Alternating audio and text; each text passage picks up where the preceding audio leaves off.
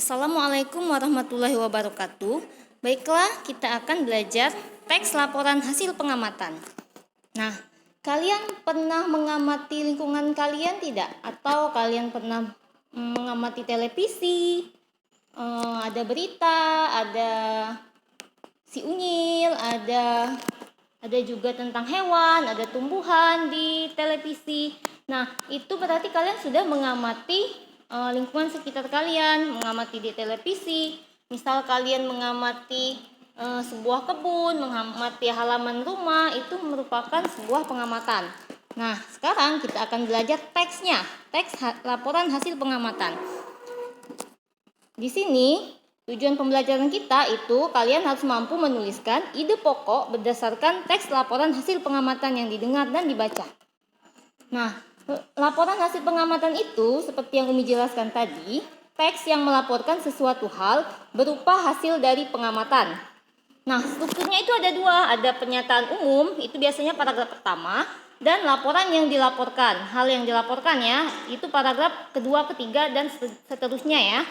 Nah, ide pokok. Nah, kita akan belajar ide pokok. Nah, ide pokok itu merupakan gagasan utama, bisa jadi pikiran utama, atau pikiran pokok, gagasan pokok, pokok pikiran, itu merupakan ide pokok ya, sama ya.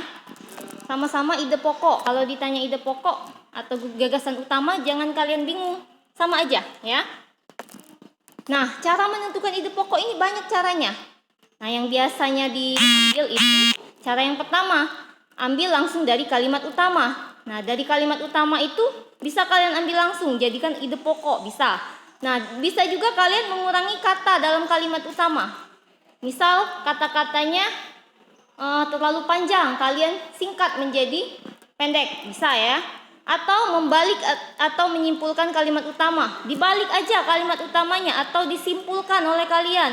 Misal banyak sekali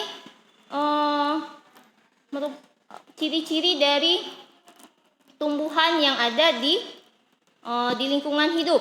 Nah, bisa kalian simpulkan ciri-ciri tumbuhan. Itu ya. Menyimpulkan isi paragraf. Nah, misal ya, itu menceritakan ciri-ciri dari tikus misalnya ya. Hewan ini berekor dan juga hewan ini merupakan hewan yang menjijikkan, yang sering dimakan oleh kucing.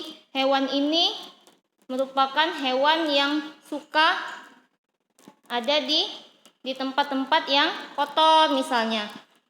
Bisa kalian simpulkan saja hewan itu merupakan hewan tikus ya. Nah, ini ada contoh ya. Contohnya bagaimana jagung berkembang biak. Jagung merupakan salah satu tanaman yang dijadikan bahan makanan pokok di berbagai negara. Salah satunya di Indonesia. Di Indonesia, penduduk Pulau Madura menjadikan jagung sebagai tanaman pokoknya. Jagung merupakan salah satu tanaman penghasil karbohidrat yang sangat diperlukan tubuh. Nah, ini ide pokoknya bisa kita ambil dari kalimat pertama. Jagung merupakan salah satu tanaman yang dijadikan bahan makanan pokok di berbagai negara, salah satunya di Indonesia. Bisa kita singkat saja, jagung merupakan salah satu tanaman sebagai bahan makanan pokok di Indonesia.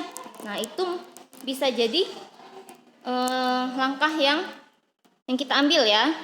Kita meringkas atau menyingkat kata di kalimat pertama ya, merupakan kalimat utama. Nah, mengerti? Kalau tidak mengerti nanti bisa chat Umi ya. Nah, tugasnya kalian dapat mengerjakan tugas ini ya. Nah, tugasnya itu tuliskan ide pokok dari teks bagaimana jagung berkembang biak dengan mengisi diagram sebagai berikut. Nah, teks yang tadi kelanjutannya ini ya.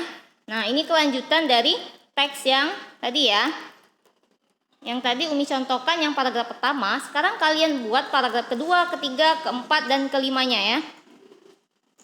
Silakan kalian catat di bukunya. Oke, mengerti ya?